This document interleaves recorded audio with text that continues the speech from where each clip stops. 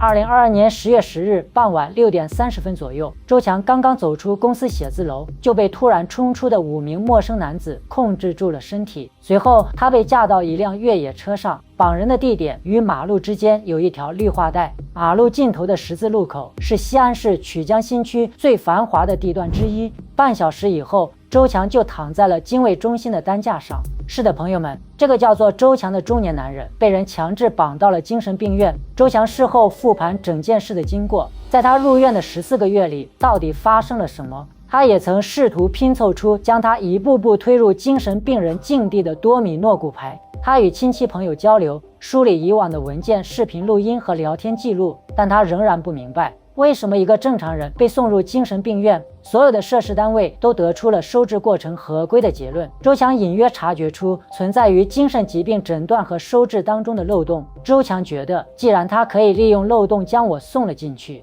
那我也可以将其推入漏洞之中。2023年2月5日，周强将妻子李艳用同样的方法送进了另一家精神病院——西安市脑康心理康复医院。李艳在脑康医院待了3天后被亲友接了出来。朋友们，那么问题来了，周强和李艳之间到底发生了什么事情？他们为什么会乐此不疲地要将对方送进精神病院？他们在精神病院的这段时间又发生了什么事情？为什么已经闹得不可开交的李艳和周强会一致认为，精神病院在强制收治精神病人的时候，精神病人就已经丧失了所有话语权？周李二人虽然都想把对方送进精神病院，但同时他们又都感受到了相同的无助和愤怒。鼓励大象马上开始。你最好的朋友是谁？病房，而住进这里的都是一群被。大家好，欢迎收看《万象奇谈》，我是大象。首先需要说明的是，这期节目引述自《南方人物周刊》2023年8月7日刊发的一则长篇报道，原作者是《南方人物周刊》的聂阳新记者。同时，本期节目是由万象城的家人琛不是深推荐的。周强说，他第一次与精神病扯上关系是在2021年9月，妻子李艳的妹妹和妹夫来到家中调节家庭矛盾。那段时间，周强跟李艳频繁发生争吵，他们劝他去精神病院看看，周强不想去，认为自己没有病，但妻妹和妹夫很坚持。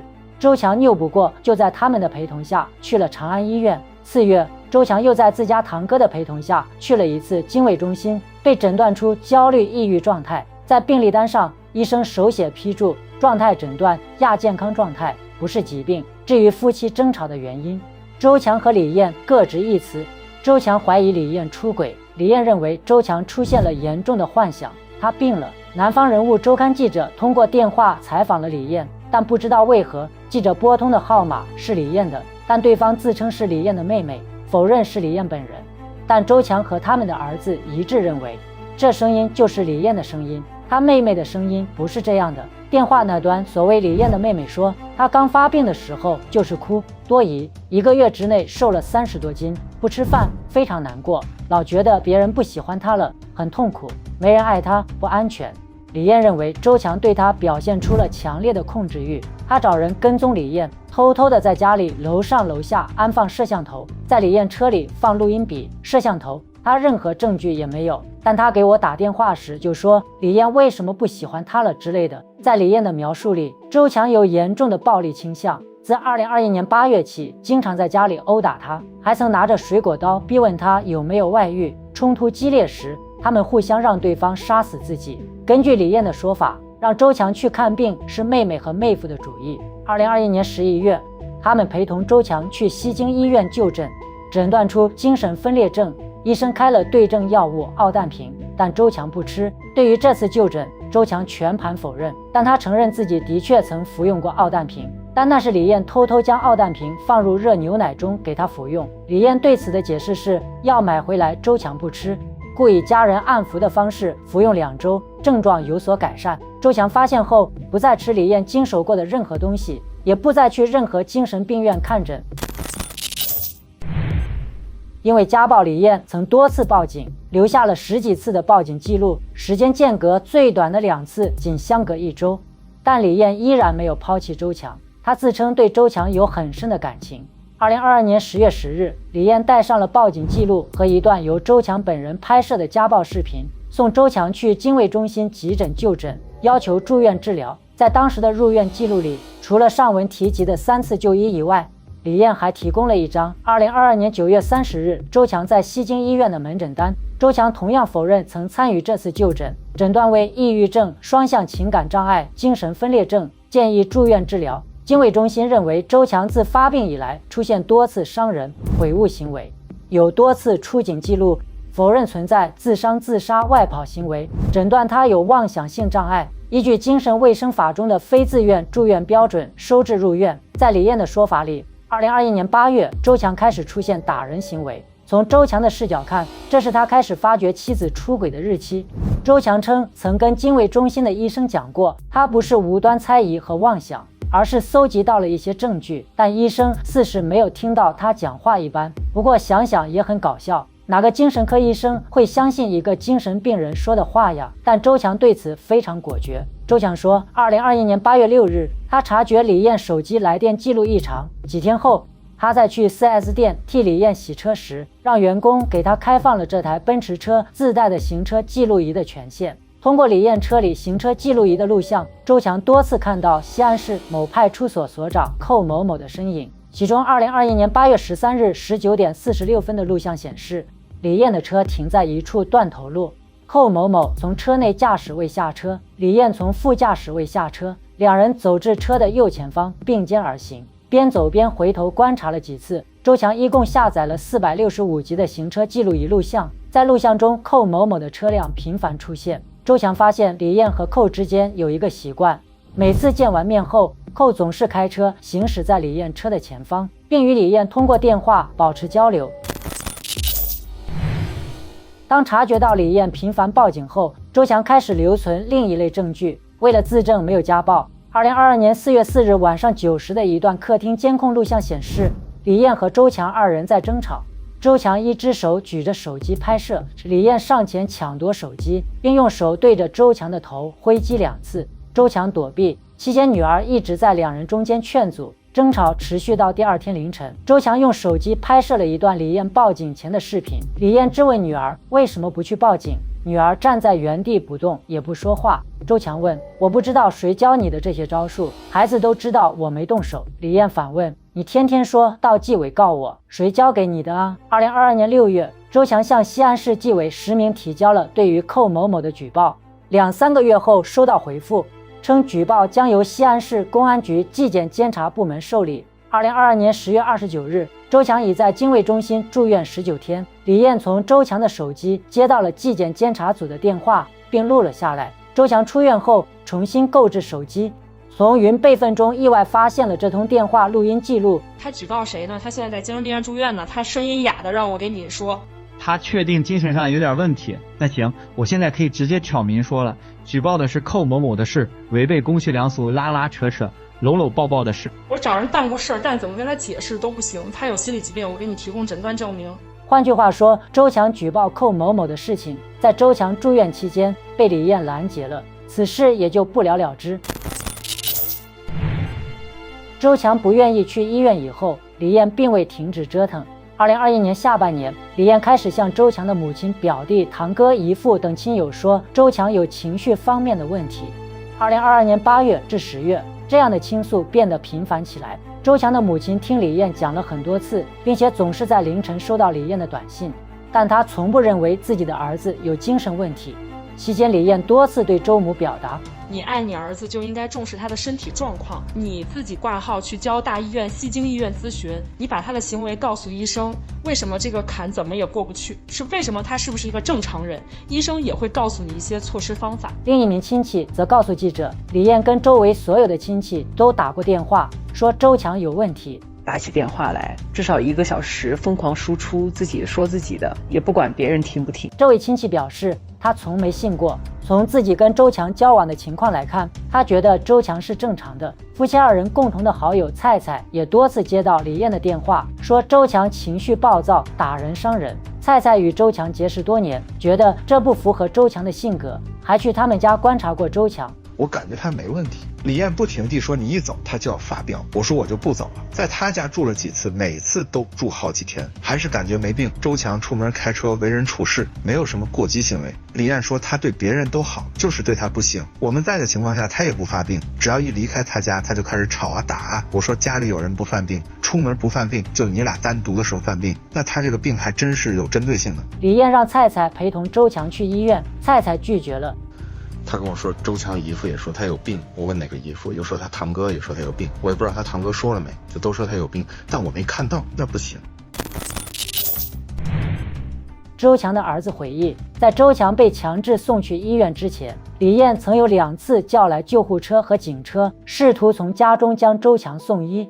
一次发生在2022年9月25日下午，周强和表弟在阳台聊天，警察突然上门要他去精神病院，但因医生做出了未见伤亡人员，患者本人可沟通，未见明显外伤，未见精神行为异常的结论，警察不同意带走周强。另一次发生在2022年10月2日，李艳找来妹夫和其他几个人要送周强去医院，但在其他亲友的阻拦下没有成功。警察同样觉得周强没有问题。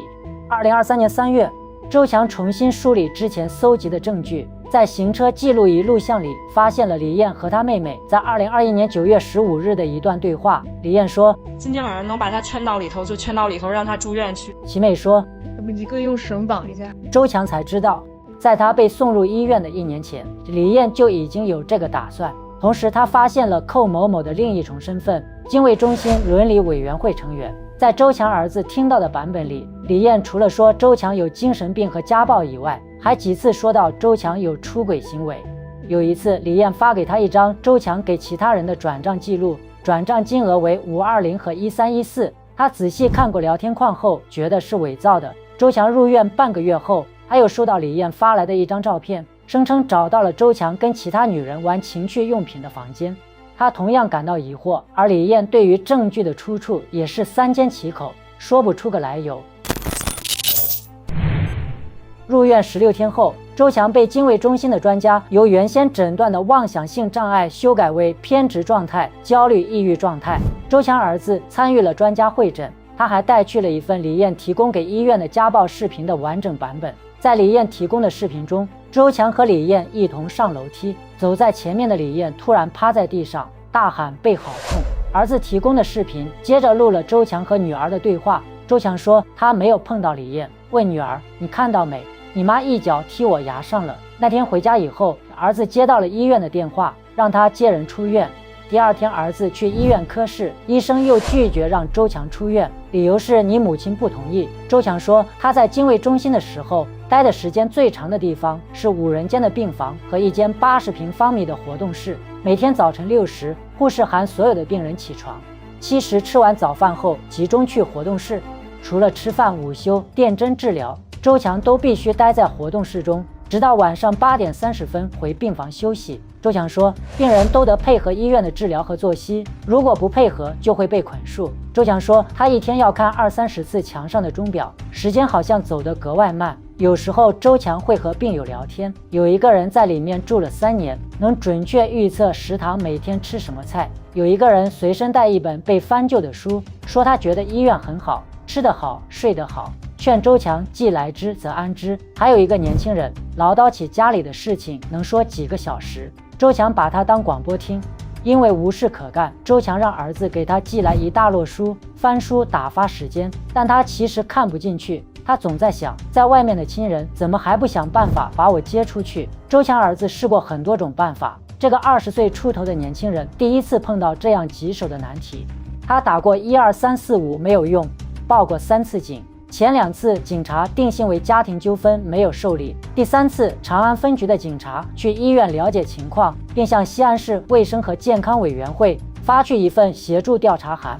向卫健委投诉时，儿子质问为什么在只有状态诊断的情况下，医院要继续强制收治。卫健委工作人员说，医院给我们回复，你们家属对病史的叙述不一致，所以没有明确的诊断，你要求患者出院，但是患者的妻子拒绝患者出院，担心患者出院会危及其身。最后这名工作人员推荐他去找西安市医疗纠纷调解办公室。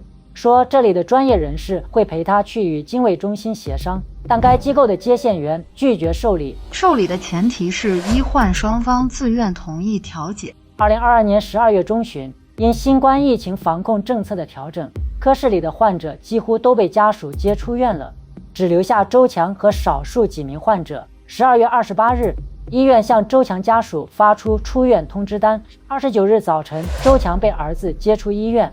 2023年1月11日，周强儿子给卫健委寄去的信访件终于收到回复，但不知为何回访电话打给了李艳。卫健委工作人员说，因为收到公安局的协助调查函，监督所的人去查了周强入院的流程是否合规，结果是合规，但李艳质疑起了医院让周强出院的决定。医生说，我们现在受不了你们了，你们到处去告你们看不看病是你们自己的事情，哗哗就是医务科，因为他现在不能出院，还是让他出院了。工作人员在电话里反问，是这样，他是不是也符合居家治疗的标准？李艳说，不符合，我认为不符合，医院打电话逼我接走。出院后，周强很快就离开了和李艳一起居住的家。他发现自己再难找回以前的生活，而且他回不去公司了。周强和李艳共同经营了一家生产销售医疗器械的公司，注册资本为306万人民币。周强负责生产技术，公司所拥有的14项专利发明者都是周强。李艳负责销售，据公司简介称，销售网络遍及全国，市场销售以每年80%以上的速度增长。两人平时不在一起办公，周强在工厂，李艳在写字楼。2022年10月，李艳接管了工厂。工厂里的一名员工反映，李艳刚来厂里时表现得很奇怪。他把周总说成神经质一样的人，我们感觉很无厘头，而且他想从我们嘴里调查周总暴躁、爱发脾气这方面的事。李艳辞掉了工厂的几名员工。他在跟你沟通的过程中，如果你不能跟上他的节奏，去说一些周总的问题的话，他可能就觉得你不适合在这里待了。他把踢走的员工说得很离谱，滥用化学用品，私生活混乱。他说他在警察局有关系，去调查了。周强还要应对法院的司法鉴定。2022年12月1日，李艳向居住地的雁塔区人民法院提交了鉴定申请书，请法院鉴定周强为限制民事行为能力人。周强说，他想拿到自己的完全监护权，好对自己实施进一步的控制。2023年2月5日，周强和儿子回到家，与李艳发生激烈争吵，儿子拨打了脑康医院的电话，让人接走了李艳。后来李艳向南方人物周刊记者描述了那天的经历。莆田系医院的这些男的长得就像混混一样，把李艳拉到客厅里打了一针药，当时他眼球就发浑了，看不见人了，被拉到一个很烂的救护车上，没有任何设施，半路上醒了，拉到了脑康医院。据华商报记者了解，李艳住院后，他的亲友在西安多个医院寻找他的踪迹，期间还给周强打过电话。周强称李艳因肺结节住院，需做手术，无需探视。直到第3天晚上，他们才通过主管部门确认李艳入住了脑康医院，将其接了出来。事后李艳报警称自己被脑康医院非法拘禁，受理的十里铺派出所调查后决定不予立案。因为没有犯罪事实，李艳申请复议，还是不予立案。朋友们，故事讲到这里，你是不是也有种感觉，似乎这个周家的儿子与他的母亲并不亲近？根据李艳的说法，其实李艳只有一个女儿，没有儿子。这个儿子是李艳养大的本家孩子，小孩刚开始是向着妈妈的，但跟周强的妈妈一接触就逆反了，不知道怎么回事。但最奇怪的是，周家儿子向南方人物周刊记者否认了母亲的这一说法，说自己就是周家的亲生小孩，母亲明显又在胡说八道。经历过被收治和送妻入院之后，周强还是无法理解精神科的诊断方式，在医生家属和病患中，病患的话语权反而是最小的。你去看病，家属陪着，家属说你是啥你就是啥。同一个科室171年和3年都给我诊断焦虑、抑郁状态和偏执状态。住院期间，我问科室主任，既然还是这个状态，为什么要被关在这里？他就说了一句话，你现在跟以前不一样了。周强对于自己被强制收治始终有2个疑惑。第一，李艳提供了他在西京医院心生科的门诊记录和住院证，在他本人没到场的情况下，西京医院为什么能做出诊断并建议住院治疗？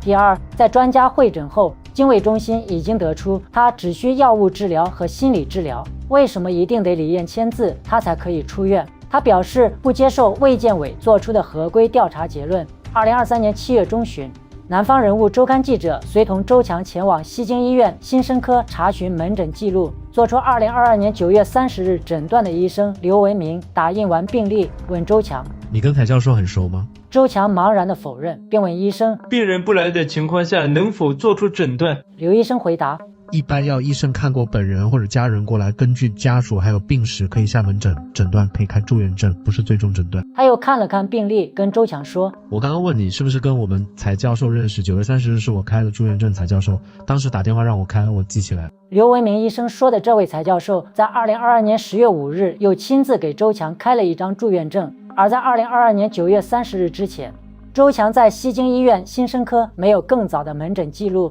蔡教授为什么在没见过患者本人的情况下，打电话让同科室医生做出诊断？周强向西京医院医务处询问这个问题，医务处让周强找西京医院的投诉接待中心，中心工作人员的回复是报警，我们处理不了。至此，一切又好像回到了原点，一切又好像从没发生过一般。只是周强似乎变得一无所有，没了公司，没了家庭，甚至他都搬离了他们夫妻原先共同拥有产权的别墅，因为他好怕自己不知何时又会悄无声息地被送进精神病院。